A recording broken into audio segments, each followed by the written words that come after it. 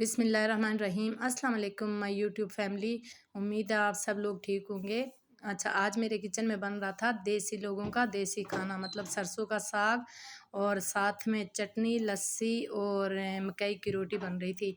और उसके लिए यहाँ पे मैंने लिए हैं 3 अदद टमाटर, उनको मैंने काट के रख दिया था। फिर मैंने यहाँ पे अदरक लहसुन का पेस्ट लिया था, उसको मैंने कूट के तो ऐसे रख दिया था। और फिर यहाँ पे मैंने लिया था 1 अदद प्याज और इसको मैंने बारीक बारीक काट के तो यहाँ पे मैंने ऑयल में डाल दिया था फ्राई होने के लिए। और ये बिल्कुल सिंपल तरीके से बनने वाला साग है।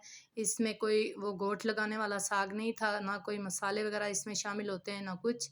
और बस इस तरह से फिर मैंने जब थोड़ा सा ब्राउन हो गया था प्याज, तो इसमें मैंने अदरक लहसुन का पेस्ट शामिल कर दिया था और इसको मैंने फ्राई किया था अदरक लहसुन को तब तक जब तक कि इसका कच्चापन दूर नहीं हो जाता।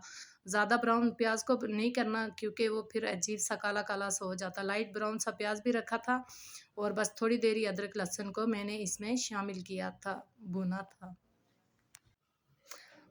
और फिर उसके बाद आगे मैंने इसमें बाकी चीज़ें मिलाई थी।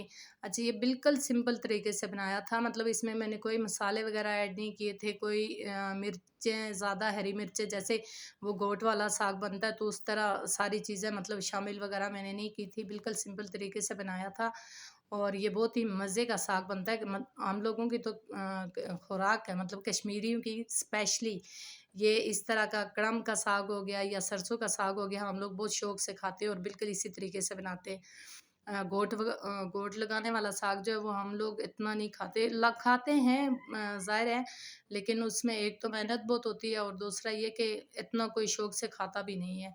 और फिर यहाँ पे मैंने टमाटर भी शामिल कर लिए थे, इनको थोड़ा सा मैंने ऑयल में फ्राई किया है और उसके बाद पानी डाल के तो मैंने दम पे रख दिया था। और फिर यहाँ पे आप लोग देख सकते हैं कि मसाला तकरीबन मेरा तैयार था, टमाटर वगैरह गल चुके थे। तो फिर मैंने यहाँ पे 1 चम्मच मिर्च ली थी, धड़ा मिर्च, और आधी चम्मच मैंने हल्दी ली थी और थोड़ा-सा मैंने नमक शामिल किया था। नमक वगैरह मिर्ची आप लोग अपने हिसाब से ले लें, जितना आप लोग तीखा खाना चाहते हैं तो आप उसी हिसाब से सारी चीज़ें इसमें ऐड कर लें। और फिर यहाँ पे मसाले को फिर मैंने फ्राई किया है और क्योंकि मिर्चें जो है उनका कच्चापन दूर करना था, तो मसाला जब तैयार हो गया था तो फिर उसके बाद मैंने इसमें साग शामिल किया था।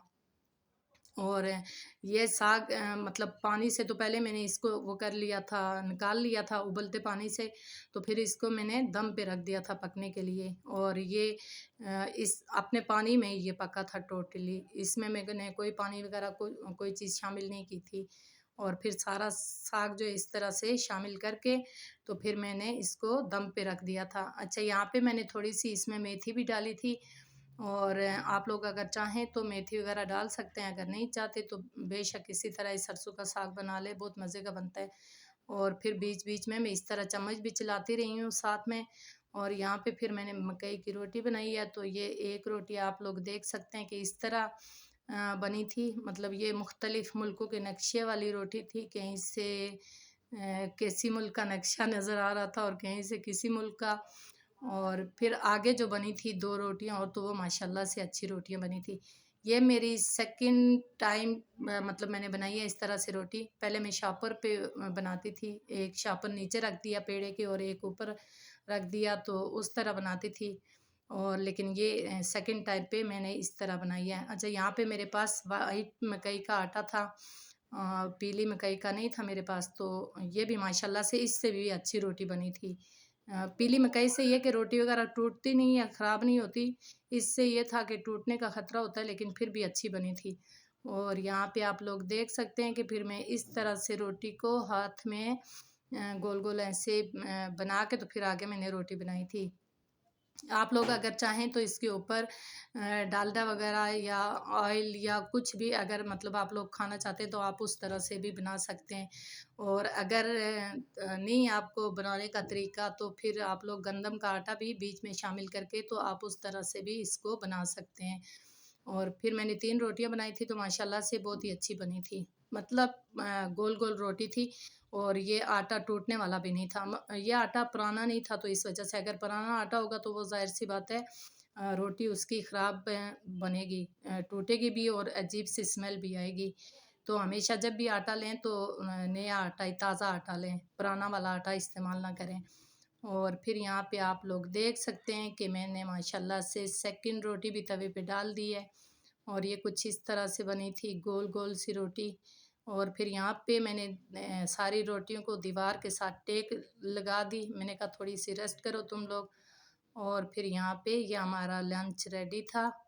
आप लोग भी इसी तरह से बनाएं, खाएं और मज़े करें। और फिर ये यहाँ पे मैं आप लोगों को दिखा रही हूँ कि ये माशाल्लाह से बहुत ही अंदर से भी ये रोटी पकी हुई थी। मैंने गैस पे इसको सेका था और माशाल्लाह से बहुत मज़े की रोटी बनी थी। दुआओं में याद रखिएगा।